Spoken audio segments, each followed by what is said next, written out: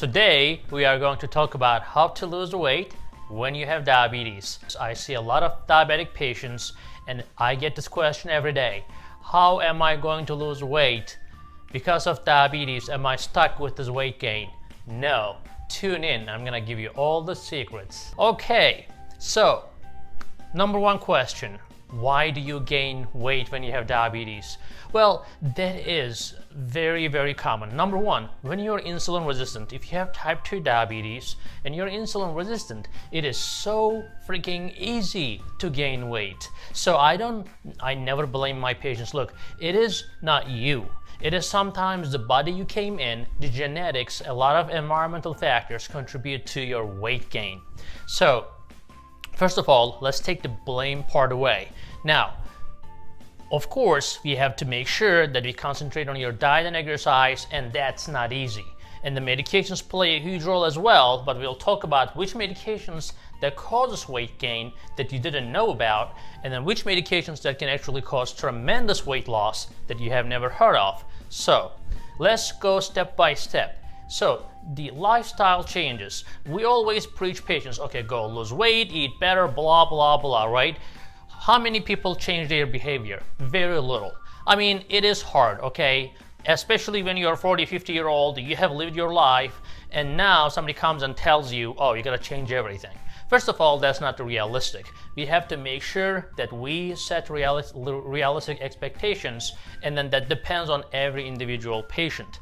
And guess what? Even if I tell you right now, you feel super pumped up, you feel like super ready to go lose weight, you're gonna, in a day or two, you're gonna go into a party, somebody's gonna invite you somewhere, somebody's gonna put a plate in front of you, bam, everything is gone. So it is very important to feel accountable. So how do you feel accountable? You have to be monitored. Okay, so if a police is monitoring you everywhere, okay, how careful would you be with your behavior? I'm not saying that you're a criminal, but even when you're going, you know, on a road which is 30 miles an hour, most people go 35.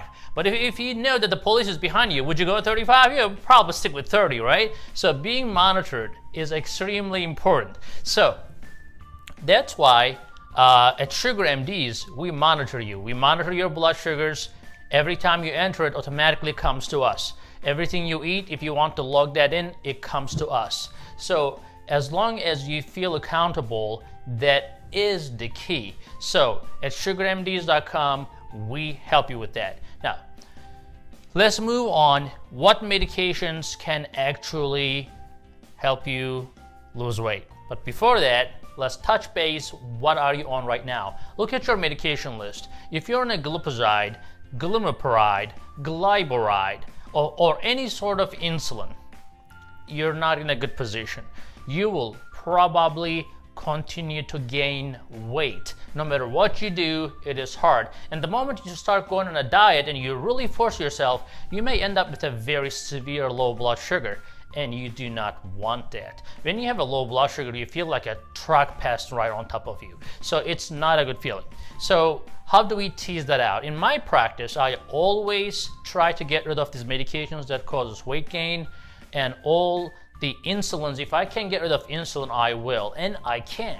And there are a lot of ways to do that. It's just not easy in a primary care setting. That's why in my specialty practice at sugarmds.com, we always strive to get people off of medications that causes weight gain and all the insulins if possible. And that is possible. Most people think that once they go on an insulin, they're insulin dependent. No, that's a no. You never become insulin dependent unless you're type 1 diabetic, okay? So, let's go back to the medications you're on. So if you're on glipizide, glimepiride, we talked about the glyburide, or any insulin. It could be Tresiba, it could be Toujeo, Lantus, Levemir, Novolog, Humalog, Novolin, Himalin, you name it.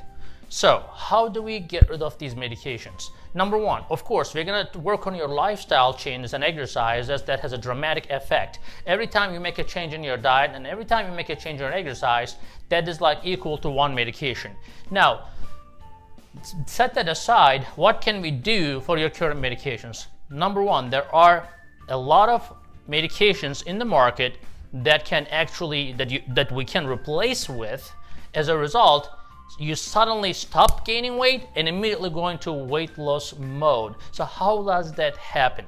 Now, there are two classes of agents in the market. Number one is a GLP-1 agonist, and the number two is SGLT2 inhibitors. Now, not everybody is a great candidate for it. So after listening to this video, don't just go to your doctor and say, oh, give me this, give me that. First of all, doctors don't like that. And number two, your doctor may not be comfortable with it. The best medication in the market right now, best medications I would say, because I'm not siding with any medications or any company or brand. Ozempic is number one in weight loss, and then Trulicity is there as well, and then you have Victoza, you have Bydureon. All these agents help tremendously, and we'll talk about how do they help. And these are called GLP-1 class. They are intestinal hormone agonists. So why intestinal hormones are so important, we'll touch base in a second. And the second part is SGLT2 inhibitors. These are the medications that allow your kidney to excrete excessive sugar in your system. And these are called Invokana, Jardiance, Farxiga, Steglatro. Okay, so again, let's go back to how they work and why they're important. Now, when you have diabetes, your gastrointestinal system unfortunately does not produce enough gastrointestinal hormone. So, as you know, your body communicates, the different organs communicate through hormones. That's the only communication system. So, when you eat normally, your stomach and your intestinal system is supposed to make an intestinal hormone to alert your pancreas, which is the insulin producing organ, to make enough insulin. Now in diabetes, that's not really happening efficiently. So as a result, we give these medications and suddenly your body makes the insulin within you, and as a result, you do not have to take insulin. So insulin is only given only as much as you need, right? And that takes care of the blood sugar that comes with the food. Now, how do you really lose weight if your body is making insulin? I just told you that insulin causes weight gain, right? So here is the difference. When your body makes only enough insulin to take care of what you eat, then that's not a big problem. On the other hand, if you are taking insulin from outside, you are eating to compensate for the insulin that you have already taken. So you have to eat enough to avoid the low blood sugar because you are giving a predetermined amount of insulin and you're almost forced to eat. On the other hand, a human body, we don't always eat a big meal. We sometimes have a small lunch, sometimes a big lunch, and most of the time small dinner, but sometimes big dinner, whatever. And our body normally adjusts that insulin. And unfortunately, when you're on insulin, you're given a fixed amount of insulin, unless you're counting carbs, which most of the time it's hard to do, you end up getting too much insulin in your system, which causes weight gain. Now, the second good thing about these medications, they cut your appetite. So we have a lot of intestinal hormone receptors in our body, and some of them are in the hypothalamus, which is where the appetite center is. So when you take these medications, or even before in normal people, when we eat, that these hormones go to your brain, says there's food, okay, stop eating. Simple as that. Now, when that's not really working, we are replacing these intestinal hormones, so your body actually realizes that there is food. So when I typically start these medications, people basically, they just feel full by half the plate or half the hamburger or whatever, everything goes in half and they feel full. Now, another good thing about these medications, that's the third good thing about these medications, is that it slows down your intestinal system. So normally you eat things and then it goes through right away. Now, but if it stays in your system, if it stays in your stomach, instead of 2 hours, it stays in your stomach for 6 hours. That means that for 6 hours you have a full stomach, and that means that you're not gonna feel hungry. So those are all the good things that causes weight loss. Again, these medications are Ozempic, Trulicity, Victoza, Bydureon. Byada was there, but this is too cumbersome, it's too old to use. But if you have to use Byada, we can use Byada as well. But again, the most popular ones nowadays are Ozempic and Trulicity. And they're once a week, and they do the wonders. Okay, so the next class of agents are SGLT2 inhibitors, and as we discussed, these are Jardiance, Steglatro, Invokana, and Farxiga.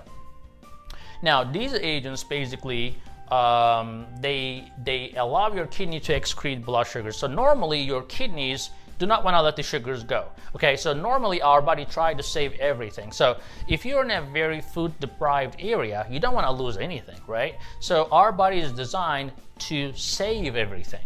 So your kidney will not let sugar go unless you're 220 or 250 in blood sugars, which is too high to begin with. So that's why you will lose weight. If your blood sugars are running 300, 400 all the time, you may lose weight just because your blood sugars are running so high and kidney will start spilling it out after 250. So just because you're losing weight without medications and you have diabetes, that's not a good thing. We call that a wasting because, you know, your body is losing so much sugar, you end up, you know, destroying all your protein and fat as well. However, with these medications in a controllable fashion, when your blood sugars are going about 100, in normal circumstances, you wouldn't urinate that blood sugar. However, on these medications, you know, let's say I brought your blood sugar down to 200, but then you need a little bit more effort to bring the blood sugars down. Now, we can put insulin on and bring your blood sugar down, but then the insulin packs the glucose into fat cells and causes weight gain. On the other hand, we can actually give you these medications, and then what happens mechanically is that this blood sugar is filtered through the kidneys and are not reabsorbed. As a result, you pass all the sugar into the toilet. So you can lose 300 calories almost every day. So that's a lot of calories. So a lot of people, for example, overestimate actually how much exercise they do. They go to the gym and they walk like half an hour or for an hour. They just walk. It's not like running or sprinting, and they think that they have lost 500 calories. That's not true. They're probably losing 100, 150 calories, and if they're losing 300 calories an hour, they're doing pretty good. Now think about this. These medications are making you lose 300 calories just by going to the restroom. Now, of course, you need to be drinking more water because the sugar is going to absorb your water as well. So you're going to be going to the restroom more often. So you need to stay hydrated. These agents have been shown to reduce the heart failure and heart attacks as well. They also have been shown to reduce the progression of diabetic kidney disease. Okay, so these are the ways to lose weight. Diet and exercise is very important. Being accountable is very important. Have a wonderful day.